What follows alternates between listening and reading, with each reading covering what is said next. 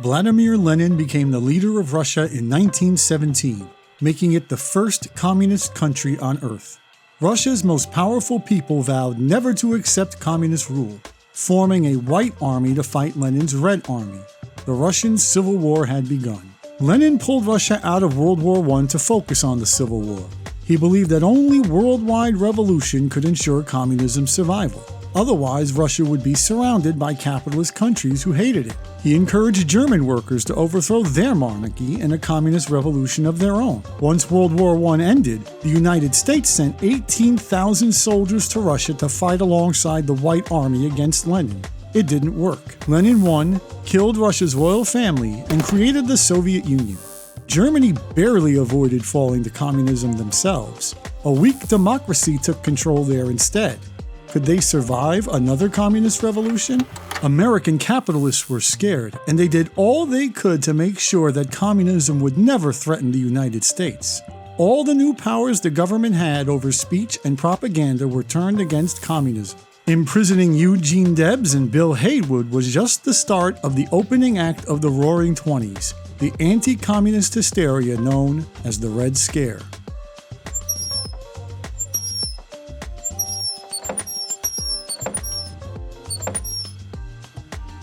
In 1919, American soldiers were ready to return home from Europe, but they were going to have trouble finding jobs. One YMCA newspaper for soldiers said, "If your home is not in one of the big industrial cities, don't go there after you're discharged. There aren't enough jobs."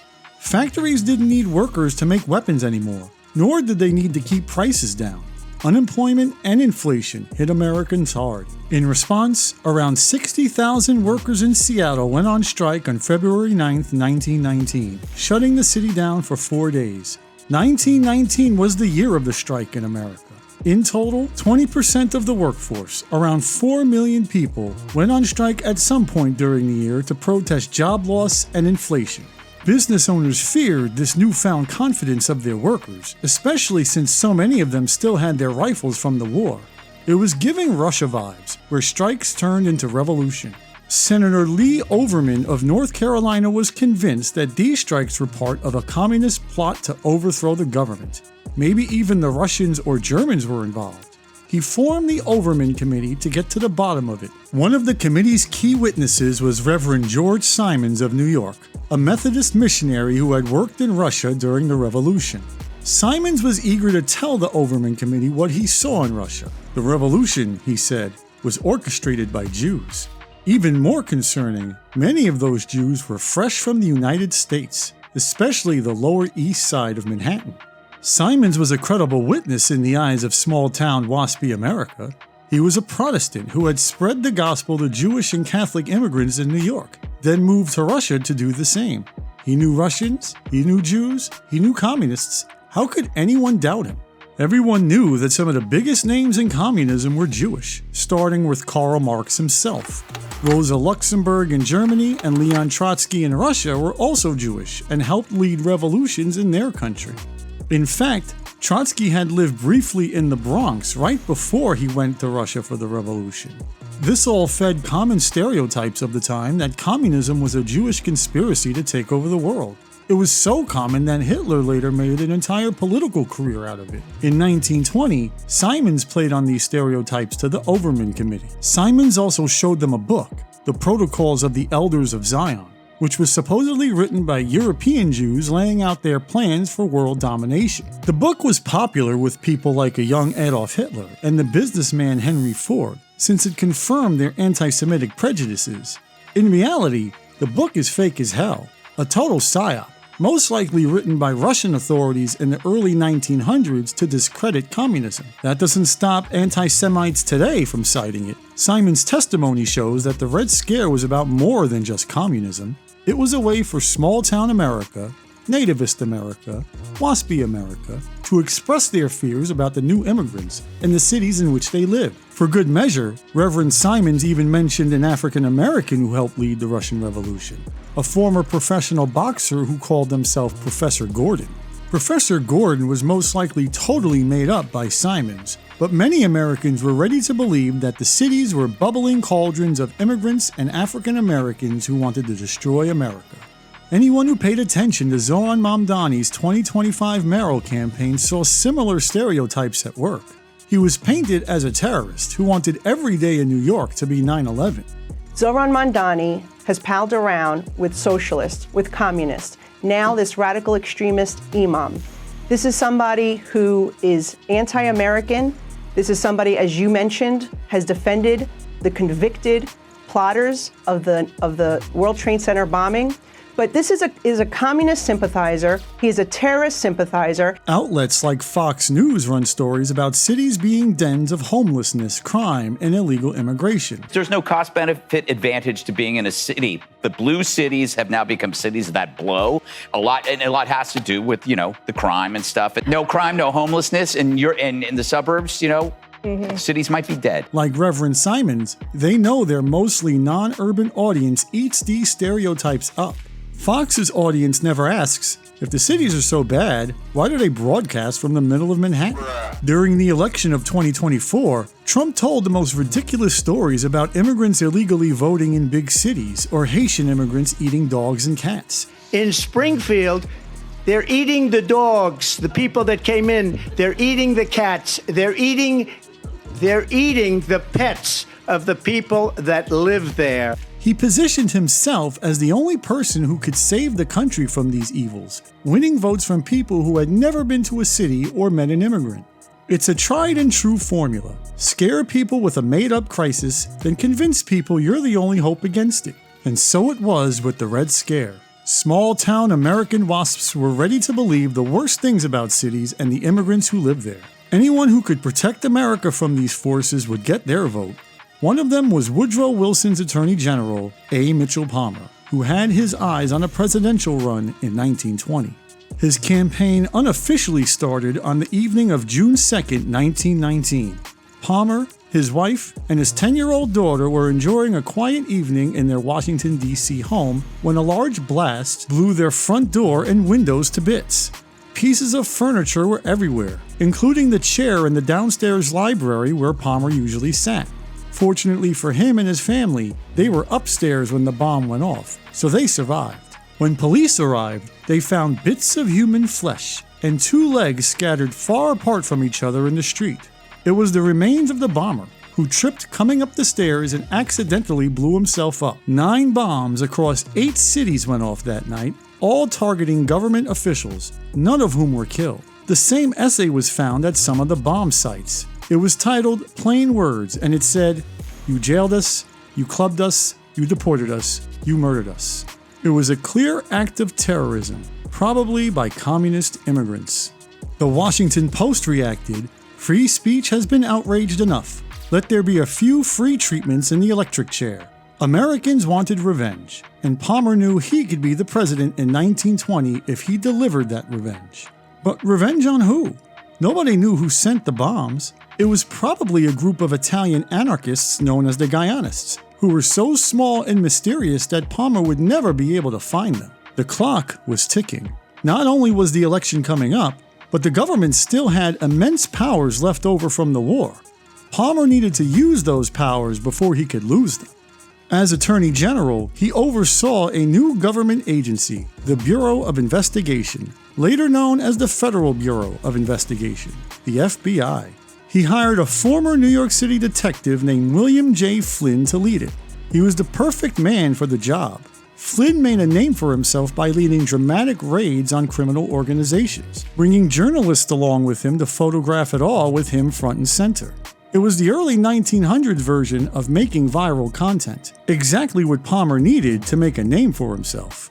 Palmer and Flynn wasted no time in raiding the offices of wobbly socialists and anarchists, arresting 61 men in the days immediately following the bombings. They often brought bomb squad agents along so journalists would think they were hot on the heels of the terrorists. Of the 61 people they arrested, not one had any bomb-making material or anything to do with the bombings. None of their arrests would ever fly in a court of law. They created a new section of the Bureau of Investigation, the Radical Division, to track every communist they could find, and they hired a young lawyer named John Edgar Hoover to lead it. Hoover had worked at the Library of Congress, where he became fascinated by how they kept track of millions of items using a system of index cards. Hoover felt he could do the same thing to keep track of people. His nationwide network of agents infiltrated communist groups, keeping detailed records of personal information on each one. Even people who weren't communists couldn't avoid Hoover's spies. Over time, he accumulated intel on labor leaders, black civil rights activists, and even politicians. He later became head of the entire FBI, a position he held well into the 1970s. By that point, he had a sprawling database of information on some of the most important men of the 20th century, including Martin Luther King. Lyndon Johnson, a future president, called him the most powerful man in Washington. His rise to power started with the Red Scare. It had been months since the June 2nd bombings, and he was nowhere near finding a suspect. He decided to change tactics. Charging people with crimes requires proof. Way more proof than getting someone deported. If they couldn't bring anyone to trial, they can kick them out of the country. Hoover spent months tracking down communists with shaky citizenship. What he did next would make his name in Washington. Coal miners were just one of the many workers on strike in 1919. Hoover used brand new wiretapping technology to listen to phone calls of the strike's leaders. He didn't hear anything nefarious, since most of them were just regular guys worried about their jobs. But he did discover that some of them were members of the Union of Russian Workers, an anarchist organization with a scary name. Hoover called up the New York Times to tell them that the Union of Russian Workers was behind the coal strike, and gave them a copy of their manifesto to print. The New York Times happily obliged, leading their readers to think that the coal strike was some Russian communist conspiracy. And if that strike was a Russian conspiracy, maybe all strikes were. The Times didn't bother to question Hoover or do their own investigating. They merely reprinted what he said because it sold papers. This is a fundamental problem with American journalism even today.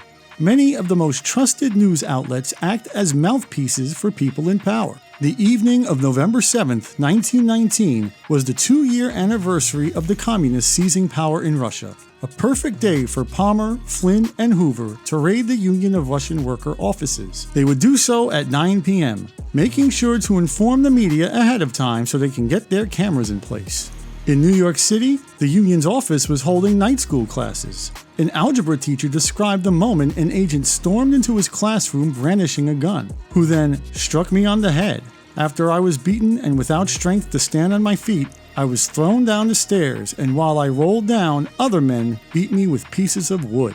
Over 1,000 people were arrested without warrants across a dozen cities. This event is known to history as the Palmer Raids, since Palmer was featured in the next day's news stories. In reality, it was the work of J. Edgar Hoover. Of the 1,000 people arrested, the ones with the strongest claims to citizenship were released. The rest were marched in handcuffs down the streets of the Lower East Side to a ferry that would take them to Ellis Island. From there, they would board a ship that would deport them to Russia. Ellis Island, the place that took in so many immigrants over the past few decades, was now being used to throw them back out. One of the immigrants sent to Ellis Island for deportation was Emma Goldman, one of the most dynamic feminists of her day.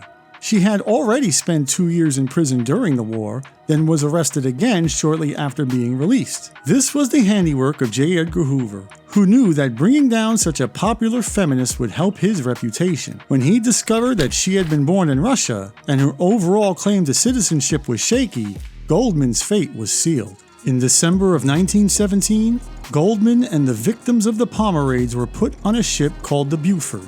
Goldman had spent most of her life in New York, even spoke with a distinct New York accent, but she was being sent to a country she barely knew, one still recovering from a major war.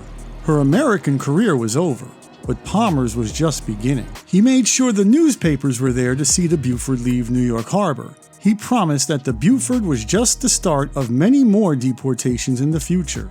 More raids in more cities followed. More immigrants were sent to Ellis Island to await deportation. It became so overcrowded that people died of disease. We hear similar stories today about ICE detention centers.